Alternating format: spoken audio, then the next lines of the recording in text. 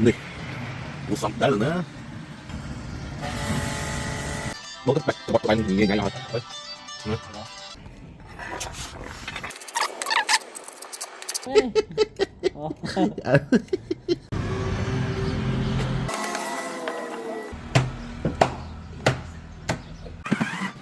Dito pa rin.